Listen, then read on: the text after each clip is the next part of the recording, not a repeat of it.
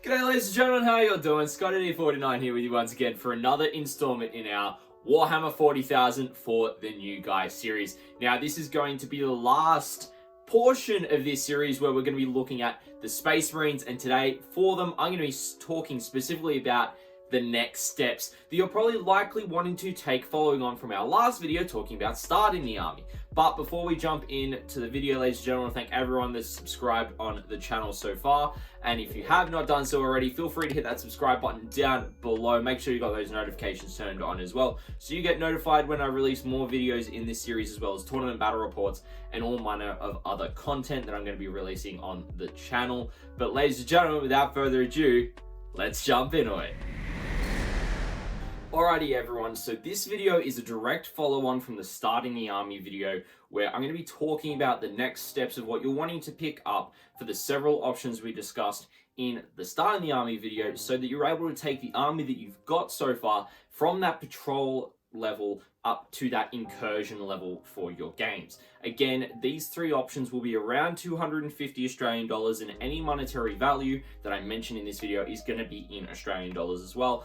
And the combined total for both starting the army and these next step options will be less than $500 Australian. So it's really good starting point for getting 2 points per dollar at minimum for a Warhammer 40,000 army. Now, I personally believe that each of these next steps are great options to follow on from the options that you started with.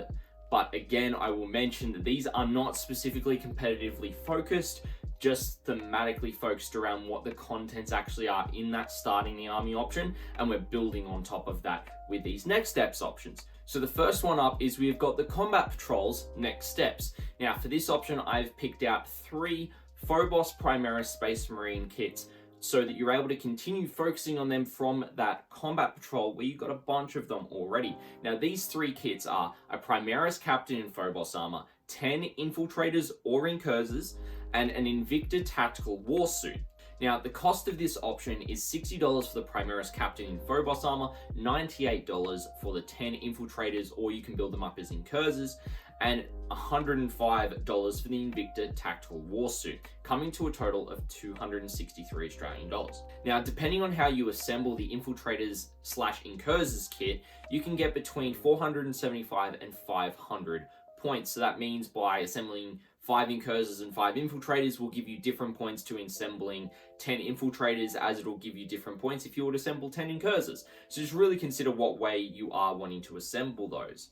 Now, there are a couple of pros that you do have to adding this option to the combat patrol. It does add an additional HQ and troops choice, which also means that if you split one of the Infiltrator or you create the Incursors as well, if you split them up into 2 5-mans and 1 10-man from that combat patrol, you've got 2 HQs already. You're actually able to create a battalion detachment to use in your incursion level games. So you're able to have a bit more flexibility in what you're able to take outside of that patrol detachment in the battalion.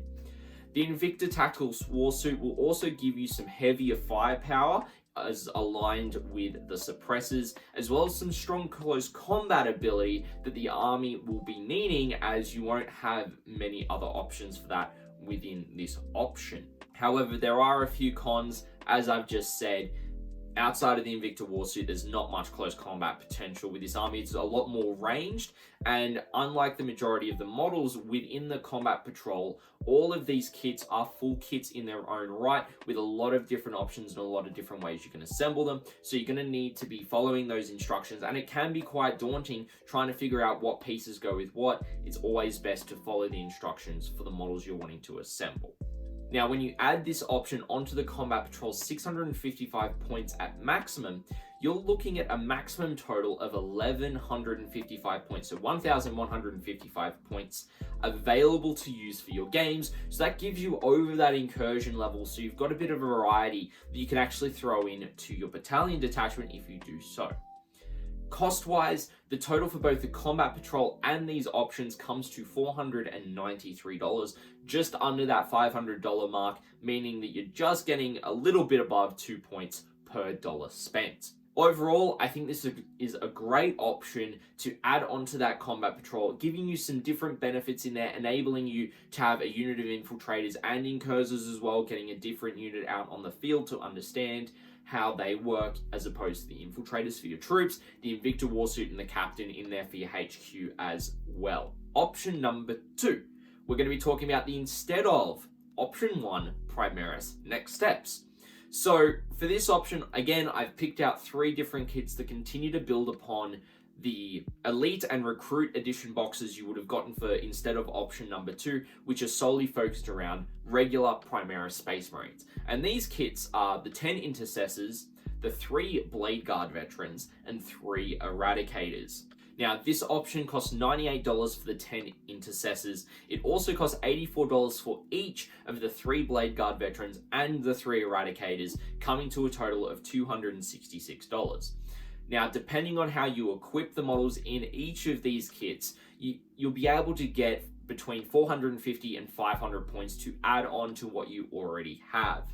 Now, there are a couple of pros that do come with this option. The option adds some decent firepower with both the Intercessors and the Eradicators, as well as some better close combat ability with the Blade Guard Veterans. So you're able to add some anti-tank firepower in the Eradicators, some decent anti-infantry firepower in the Intercessors, and some really good defensive ability in the Blade Guard Veterans, being able to be a lot tougher, have more wounds, but also having power swords to be able to do a lot more close combat damage compared to the Assault Intercessors. Now, you can also split up either the Assault Intercessors you already have or the Intercessors into 2 units of 5, so that you're able to legally create a battalion detachment, as you've already got the 2 HQ choices from the Elite and the Recruit Edition for incursion level games.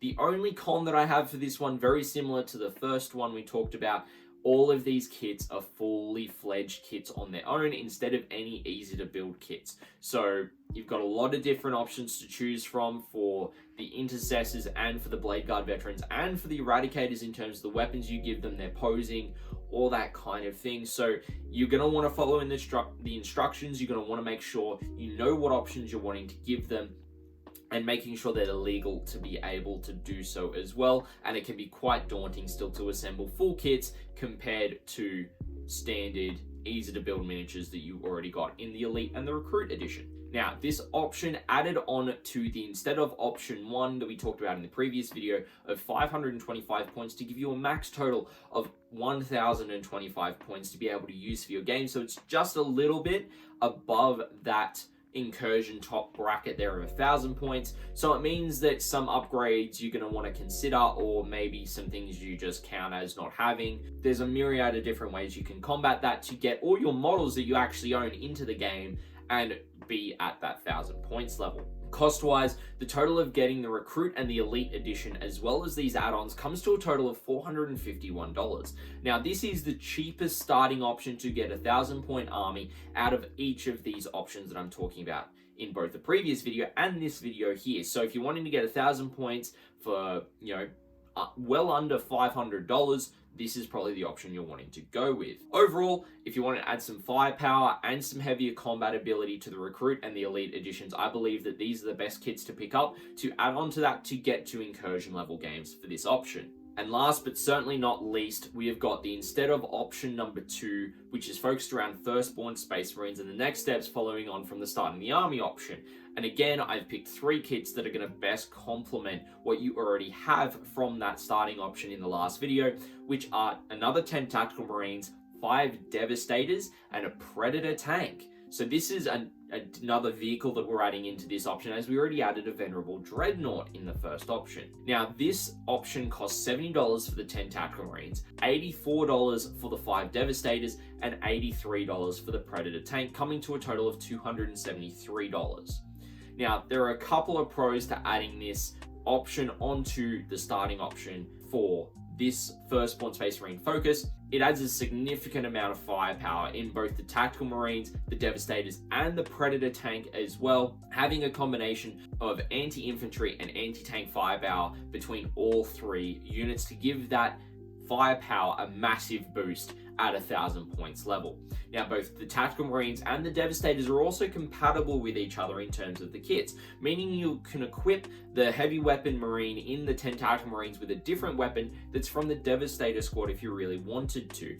And you can also do that by swapping out one of the Devastators into that first Tactical Marine kit that you picked up, meaning that you've got the 2 Tactical Marines with different weapons, and who knows, maybe you have 4 missile launchers in the Devastator squad instead, so you've got that variety of anti-infantry and anti-tank firepower available for them. Now, if you are also smart about how you go about assembling the Tactical Marines, the Devastators, or even the company veterans in the starting the army option for this, you can actually get a lieutenant out of one of those options, whether that's using a sergeant model from, say, the Devastators or the Tactical Marines, swapping some Marines around, putting one of the veterans into it with just a bolt gun to replace it.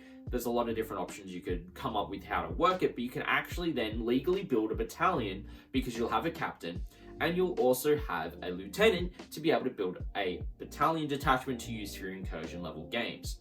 However, along with this option, there are a couple of cons. Much like some of the other options, these are all fully fledged kits that can be equipped with a variety of different options. There is a lot of options between the Tactical Marine kit and the Devastator kit, particularly the heavy weapons and the sergeant options. So it could be quite daunting and quite difficult to figure out what you are wanting to equip them with. So just, talk to your local store, talk to your local community.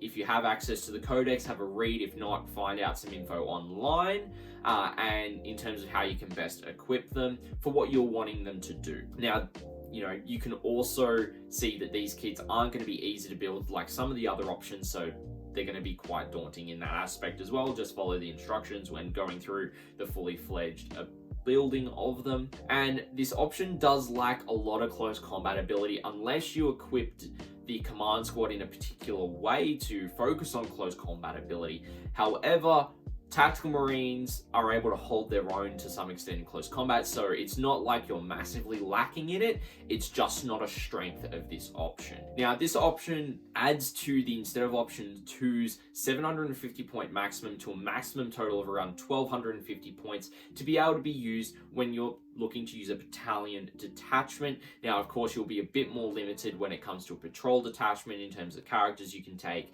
and such. It really does depend on how you've built those company veterans in terms of how many points you're able to get. If you didn't build them as, the Apothecary, Company Ancient, and Company Champion, you're looking at a bit closer to 1,000 points there. Now, the firstborn options for the starting the army and the next steps will give you the most points and the most flexibility out of each of these 3 options, but that's to be expected because all of the kits for this option, both the starting the army and the next steps that we've just talked about, are all fully fledged kits. So what that means is that you can build them however you want. You're not limited to the easy to build options of some of the previous options we've talked about. So cost-wise for this option, combining both the starting the army and the next steps option, you're looking at $456 total. Now that, I will note, is only just $5 more than the cheapest option for getting an army to around 1,000 points or more, and that means you get a lot more points at this option than you do for that one, because you get about at least 250 points extra depending on how you build out some of these options. Now, overall, I believe that this option is a great basis for utilizing Space Marines and the variety of not only weapons, but also characters and vehicles that they have access to and can muster to build an army.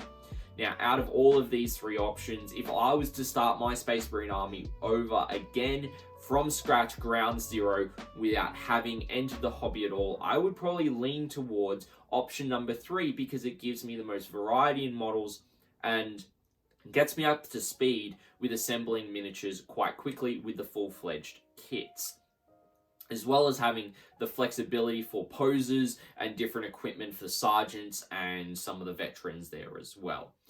However, that said, each of these options are certainly great starting points when you're looking to start collecting and building up a Space Marine army and using it in your learning games for how you're looking to play them as an army. Now guys, this is also, as I've said at the start, the last video for the New Guy series where we're talking about the Space Marines only. However, I will continue to look at other Space Marine factions that are more kind of divergent from the main core codex and explaining how they do differ, and some options that are quite unique to how they differ as well. Ones like Blood Angels or Space Wolves or Death Watch. There's a couple of others in there as well. But that wraps it up for the next steps option for your Space Marines.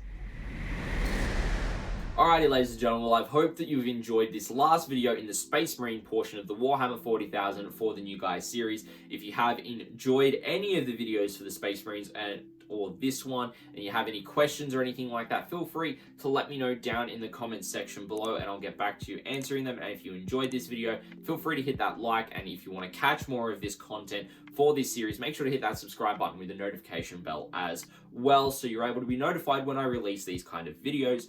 If you don't want to ask your question here, that is perfectly okay. Feel free to come by and find me when I'm live over on Twitch, where I stream on Tuesday and Friday nights and Saturday afternoons, Australian Eastern Standard Time, where we do all manner of hobbying session. We do live games from time to time, and we also do tournament coverage from the Australian tournament scene. But ladies and gentlemen, I hope you've enjoyed this video, and I'll catch you in the next one where we start to look at the next faction for this series.